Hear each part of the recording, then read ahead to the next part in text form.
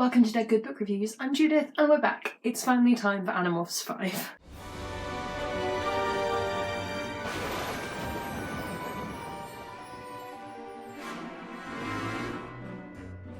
I'm sorry I've taken a little bit of an absence on this series. I've been working on lighting, so if the lighting isn't perfect in this video, it's because I'm still working it out. Let's get cracking with Book 5, The Predator. What you see isn't always what you get.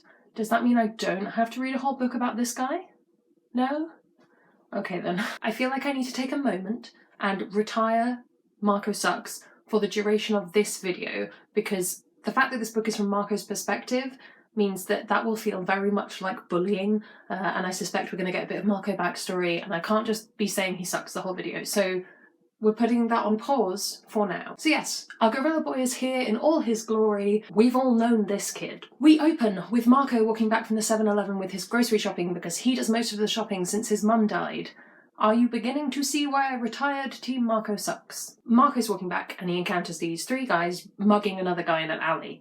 There's a lot of crime in this place. So he turns into a gorilla and throws a bin against a wall to get their attention. Marco gets slightly stabbed and also a bit shot at, including by the old man he was trying to save, which to be honest I don't feel so bad about, given that I think that's what we would all do in that situation. If a gorilla emerged in an alleyway and we were already being mugged, the adrenaline's up, you definitely try and shoot the gorilla. Which just goes to show why you should never get involved in other people's problems. Apathy is the enemy, Marco. In Marco's introduction to everyone else in the gang, we hear that Cassie may be Jake's secret girlfriend. Ooh. Rachel is Jake's cousin and a total babe who, unfortunately, is also totally insane. See, somehow underneath all that perfect hair and perfect teeth, there's this lunatic Amazon warrior queen just fighting to get out. She sounds great, Marco. There's a small debate as to the pros and cons of using their Andalite powers to solve crime that isn't specifically Yik related, but they don't ever really reach a conclusion on that because they're off to see Axe. You remember Axe, the young Andalite they rescued in the last book? From a distance you'd think he was a small horse or a deer.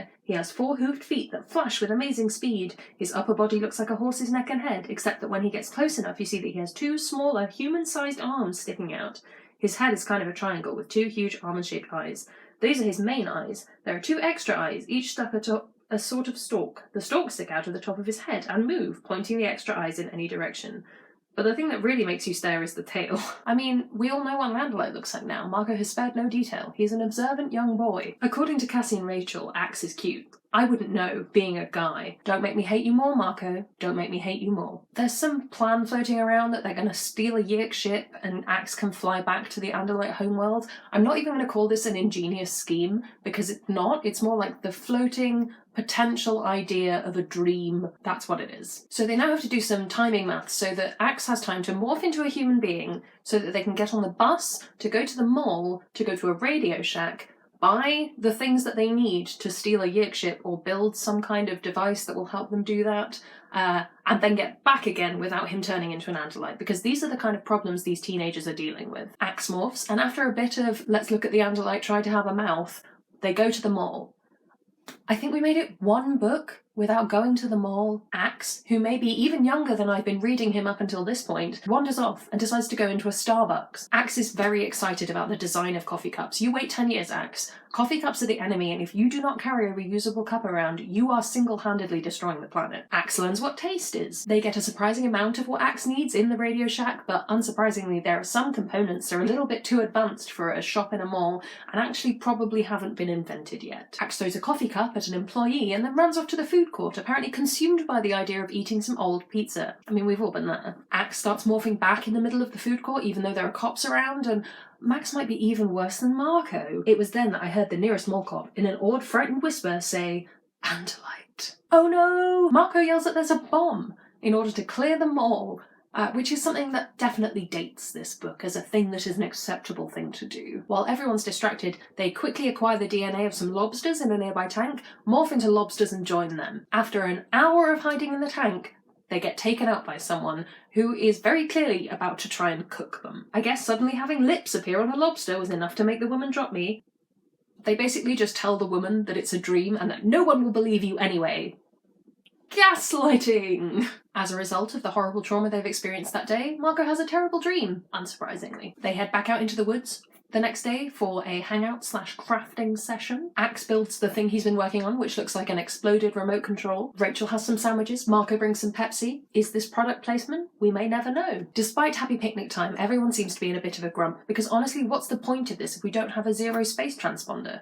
I mean, really? In an unusual moment of empathy for Marco, he does a little moment talking about how hard life must be for Tobias, having to deal not only with being an Animorph, but also the traumas of hawkdom. Tobias, the genius, reminds everyone that Vice Principal Chapman, the Yik, may have a Z-space transponder. After that nice break to explore the ocean, it would seem we're back to just trying to break into the Vice Principal's house. Well, it looks like they're becoming ants. I looked over Jake's shoulder to make sure no one was close enough to overhear. Jake, I don't want to be a bug. I've been a gorilla, an osprey, a dolphin, a seagull, a trout of all things, a lobster, and I'm probably forgetting a few. Gorilla was fun, dolphin was fun, osprey was fun, ant, not fun. Basically, bugs are a bad idea. He's not wrong. Jake regales us of the time he was a flea and sucked some of Rachel's blood, because, you know, healthy friendships. We learn it's 2 years almost to the day since Marco's mum died in that very odd boating accident. Very odd because she never used to take the boat out on her own in stormy waters. Relating to how much Axe's parents must be looking for him, Marco agrees to help. Sometimes I really hate having a conscience. Not helping your case, Marco. Chapman's out leading a cult meeting at the sharing, so I guess it's time to go full ant. We learn that ants basically see through smell, which I already know, but maybe 12-year-old me didn't know, so that's some good book learning. It's really hard for them to stop being ant brain and start being human brain because ants are more of a hive mind, so that's interesting. The ant was a piece of a computer, just a tiny switch, a part of a much bigger creature,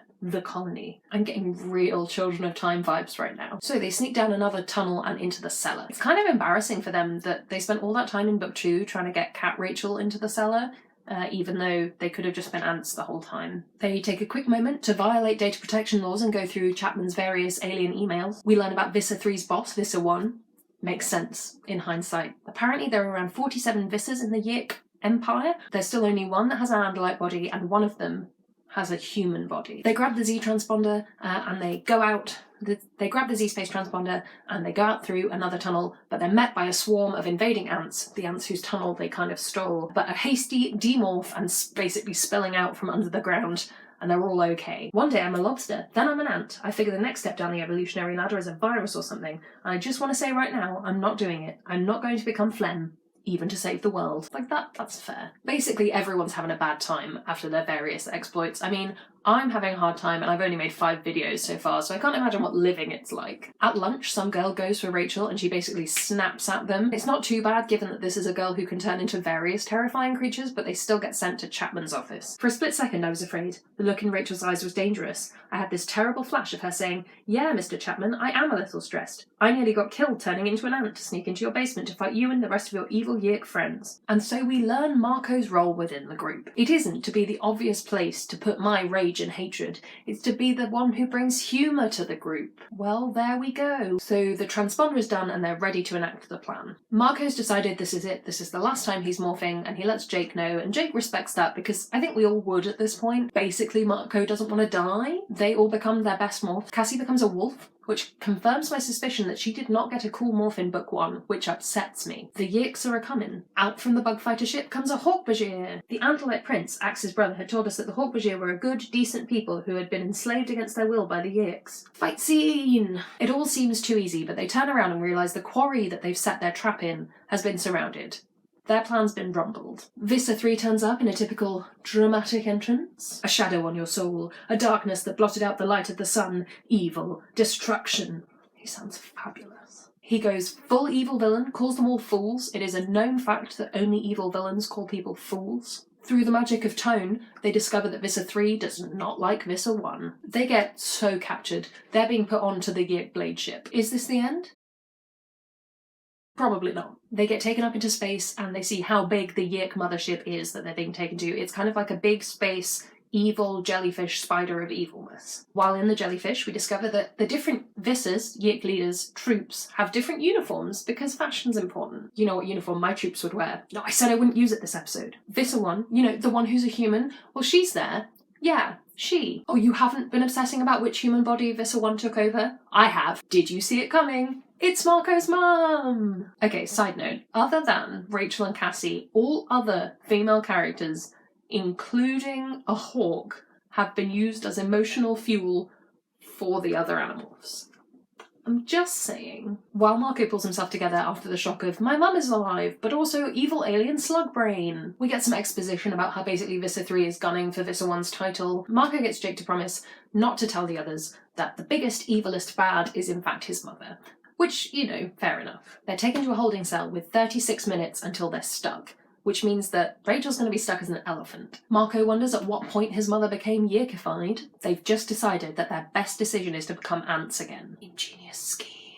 When a few Hawkvizier turn up and tell them how to get into the escape pods. That's right, it's a villain redemption scheme. More fighting, this time in a spaceship corridor. Then they hop into a telepathic elevator, and they just about manage to get into the escape pods, with Rachel having to slightly demorph because she's an elephant in order to fit. In another quiet, telepathic bro moment, Marco and Jake talk about how they're going to find a way to free people from their yerks, and Marco can have his mum back. I mean, maybe, the way these books are going, she's probably going to die in tragic circumstances. We end on a high note. In a graveyard. It's pretty sad. It's Marco has to go to the cemetery with his dad on the 2-year anniversary of his mum's apparently fake death, but he still has to pretend his mum is dead, because the alternative is telling his father that she's been possessed by an evil slug from outer space. But this is the beginning of Marco's dad looking like he might start to get over his grief, which is pretty nice. We end with Marco promising that he's going to find his mother someday. And that's book 5! We got through the first Marco perspective book, and I'm proud of us. It may have taken me months to film this video, but we did do it. Let's have a look at the morphs. We've got gorilla, lobster, ant, red-tailed hawk, falcon, harrier, bald eagle, 2 ospreys, elephant, tiger, wolf, and gorilla. Some classics in this one. We don't get a huge amount of new morphs, but some real good ones. If you are excited for Animorphs 6, which I've already written the script for, I just need to film, and I promise it will come sooner than Animorphs 5 came, then you can like this video, comment, share, subscribe, so you are the first to know about the next video in this series, and I will see you in the next one.